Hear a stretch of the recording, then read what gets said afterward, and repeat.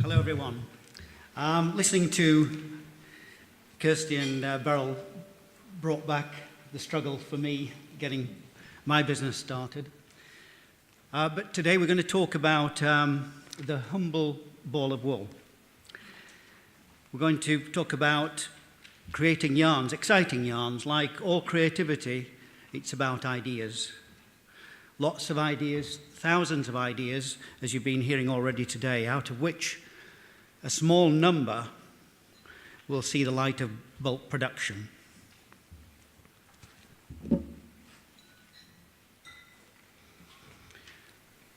Creativity, becoming creative, letting your inhibitions go to look outside the normal boundaries, is what makes us creative.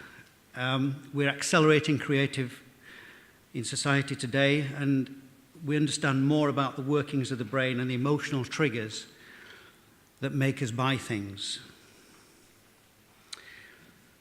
We're also going to talk about narrative, the stories, about successful companies, and why stories are so important in today's crowded world of products.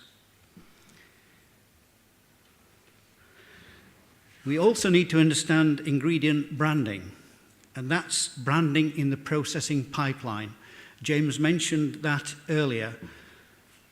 Kirsty mentioned it. Getting yourself recognized.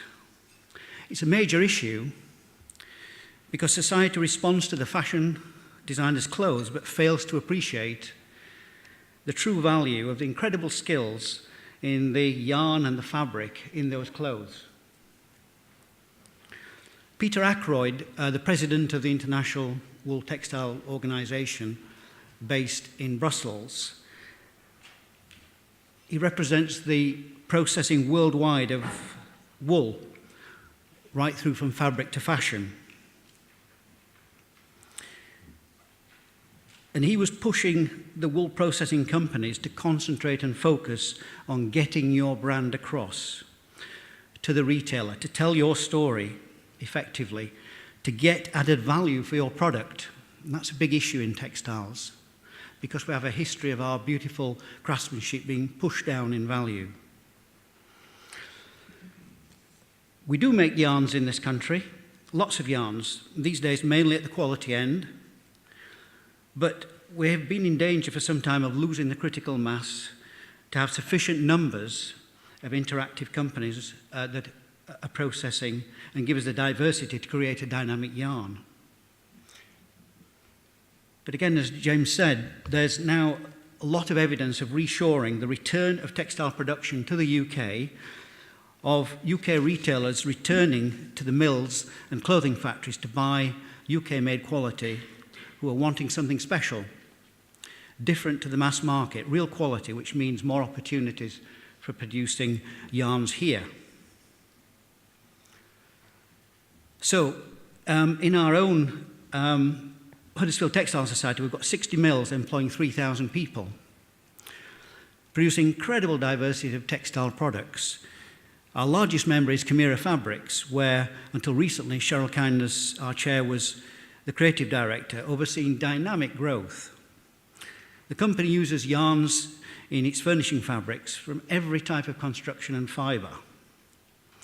There are also a number of great examples of manufacturing yarns in lots of categories. But before I get into that, I just want to give you a quick brushstroke of the two main types of yarn manufacturing systems which you will be seeing in the next day or so.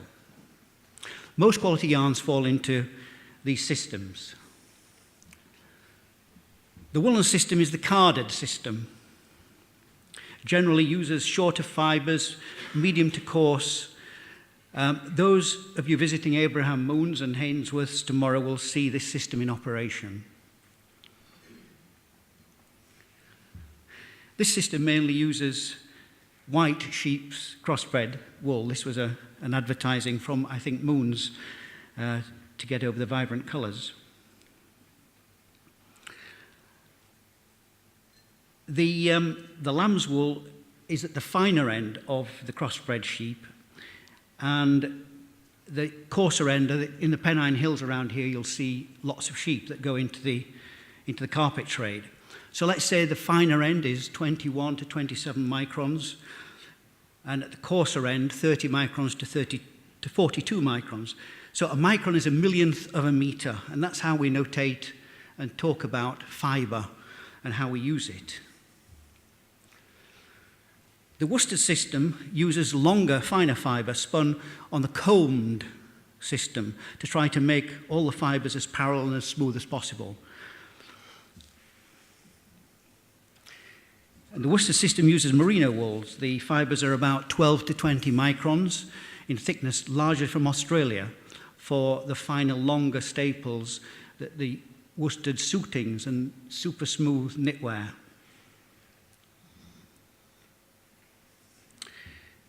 So just getting on to a few of our spinners in these different sectors. We have the woolen carpet yarn people around here. It's a very vibrant industry. Specialist contract carpeting, Burmatex, Westwood Yarns, which until last week was part of Victoria Carpets in Kidderminster and has now been bought by Lawton Yarns. We're still seeing consolidation in the industry. We have woolen spun cashmere at the very top end of textiles from Hinchcliffe's in West Yorkshire, Todd and Duncan and Johnson's of Elgin, James's Old Company in Scotland.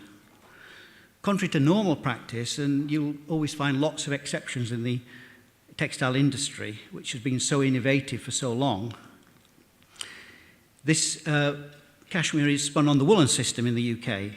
The soft goat's fibre from Mongolia, mainly, is 12 to 17 microns thick, very, very fine fibre.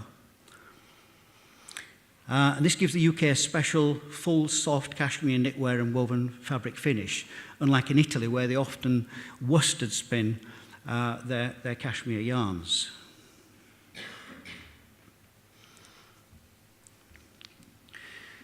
Using the world's finest clips from the very best merino flocks, often fibres of only 11 to 13 microns thick, these yarns are used in the signature made in Huddersfield superfine worsted suitings, and that's typical dressing James Bond type of fabrics. And this spinner here makes superfine worsted in Huddersfield at Spectrum Yarns. In my own industry, knitting yarns, so you can see how diverse the spinning industry is. Knitting yarns from machine and for hand knitting at West Yorkshire Spinners. And then the first new mill for many years, Laxton Yarns, has opened up in Guiseley. And we have technical yarns from people like Tilsa, which is part of the Sir Dahan knitting brand. One of my favourites, the woolen yarns like the Donegal yarns from Stork Brothers in Huddersfield and from Kilcara, a beautiful mill in Ireland. And then we have lamb's wools from the great Scottish Tweed yarns from Rennie's in Scotland. Shetland yarns. Jamieson's of Shetland, they make yarn and wool from the Shetland clip with its own special characteristics.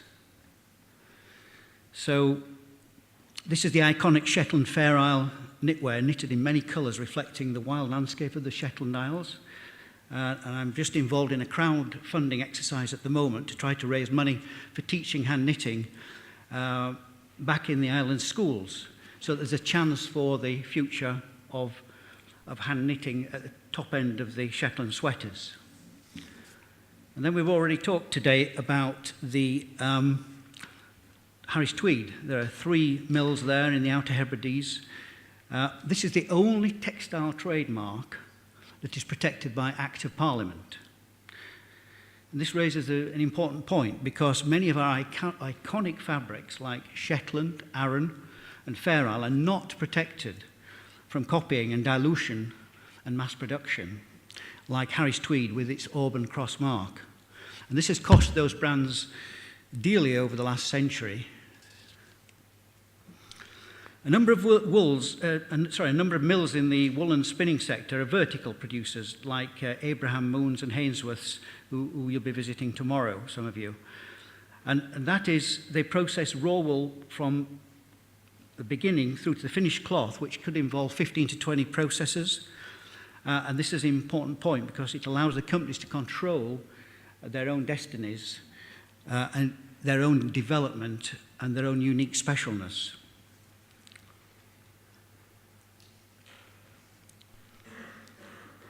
So Abraham Moons has developed the Bronte accessory brand, and Hainsworth have also built a brand direct to retail.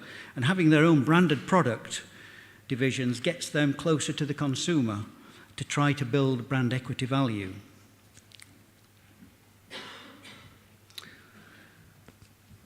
Great yarn making is just as creative as designing great fabrics or great fashion.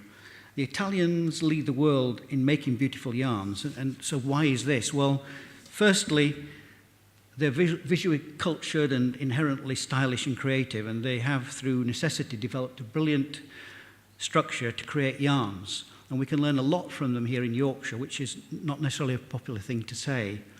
But unlike many countries, the Italian textile structure is based around fragmented artisan groupings, small producers working closely with textile engineers to make relatively short runs of very innovative yarns. So just imagine the story that Kirsty was telling with fabrics. Well, the Italians work in that way with yarns. And we need to develop a model like this in the UK, if we can, for the premium end that we're now trying to serve. The two centres in Italy are Biella in the northwest, which do the worsted production, and Prato in the near Florence, which does the woolen production. So we now move on specifically to my own history as a designer maker, trying to establish Rowan Yarns in the early 80s. It's a typical struggle that both Beryl and Kirsty had to add value. Now, Paul Smith had a big impact on me at the time. He appeared on television talking about textile manufacturing in the UK. The chains, the retailers, were being supplied by the mills, and he was wanting more of the mills to supply him as a small designer, but they weren't willing to do that. And of course, the end result of that is that many of the mills that were doing mass production had to close when those retailers, the chains, went off to Asia in the 80s and 90s. The other big influence on me has been Kay Fassett. He was a newly arrived textile designer from America when I met him, and he was storming the world with his free use of colour, using 20 colours to a sweater. And as a trained weaving designer myself, I realised that yarns, and specifically yarns for hand knitting, held the answer to me getting my company established. You can set up a brand, you can build your brand close to the consumer. Your marketing can have an immediate impact on the consumer, rather than being pushed back down the pipeline at the mercy of other people's decisions. For the last 30 years, my collaboration with Kay Fassett has been a rewarding and successful journey. Many of the yarns we design together are not inherently fancy yarns, i.e. they're not boucles or thick warp knitted cage yarns, which are so popular with the quick knit brigade. But they could easily contain a dozen colours, with the Donegal salt and pepper effect giving the spots. This subtle but beautiful family of yarns suits the less is more designers and knitters. What do I mean by this? Well, we would call this the paint box approach. The paint box approach is where there are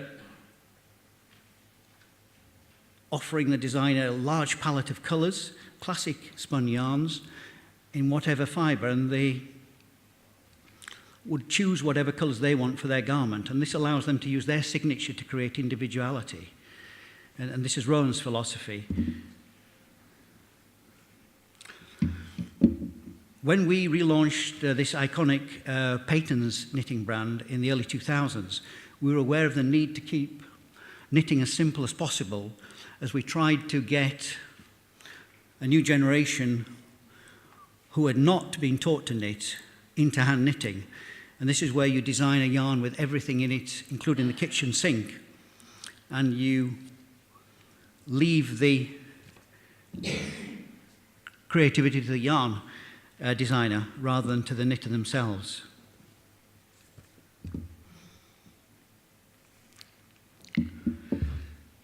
Your visuals will be your core part of your brand. The models you choose to tell the story subliminally is what sort of brand you're trying to attract people to. The Rowan models are chosen for their strength of personality and not necessarily for their glamorous looks. This young lady was a model, an actress, for instance.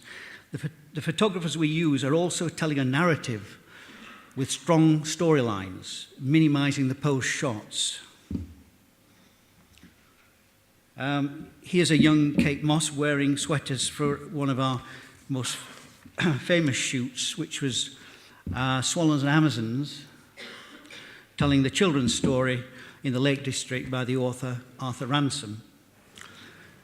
We now get on to the importance of brand building, the process by which we build added value and equity into the business.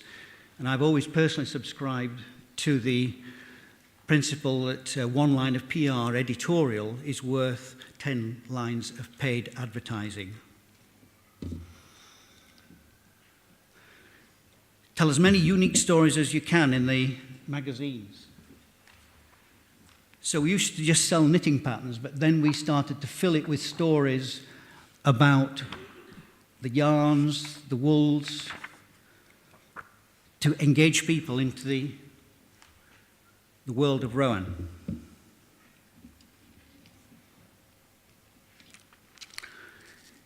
Here we combined a great children's knitwear designer, Lucy Guy, in a series of books with cartoon sketches. And not only did this save money with photographers and models, but it said something new, and we did very well with them. So getting your voice heard in a crowded world is not easy, but I attended a lecture a couple of years ago by Professor Sands of Elmwood Design Agency, and they're one of the largest agencies in the country, and he said not only do you need to be in a niche, but you also need to be the only one doing exactly what you do. And you'll all work for companies, and some of you will say this is not necessary, and some of you will try to get your story across, and some of you will do it very well. Just let me show you a company who believe they've created a great brand and a disruptive business model. That's a popular word these days, selling yourself as creating new ways of doing things, like, say, Uber in the taxi world or Airbnb for the bed and breakfasts. But Woolen the gang has entered a crowded world of fashion knitwear and hand knitting with something fresh, exciting, and appealing.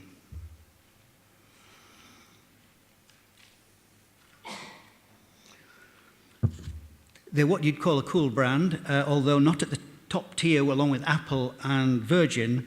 They do try, and I think in a few years they'll be up there. So look out for this annual Cool Brands competition. It's very inspiring and informative.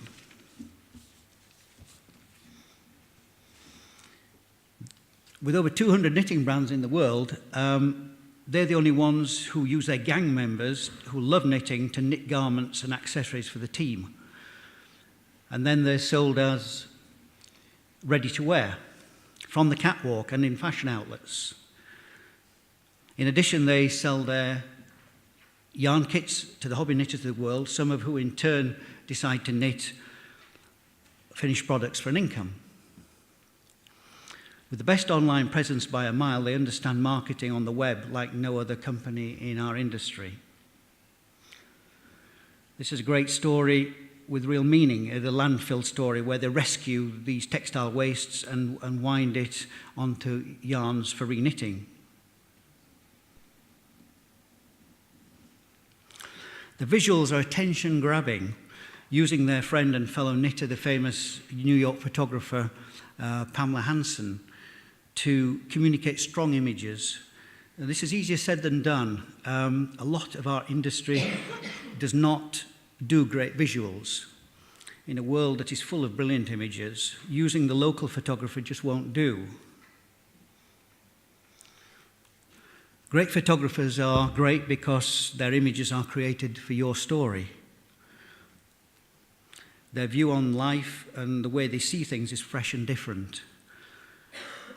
At Rowan, we did not have the cash to go for great photographers, so we had to hunt out assistant photographers who had real talent and get them to work for us in a way of getting their 10,000 hours of practice in to become experts.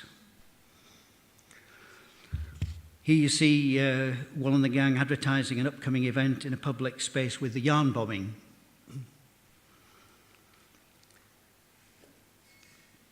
They've just used this high-profile presence to raise £750,000 in a record 28 days through crowdfunding. It's a very modern way to get investment cash, and it's worked for them better than they ever thought, avoiding the dreaded bank manager. I think one of you was asking how to get cash together to start a business.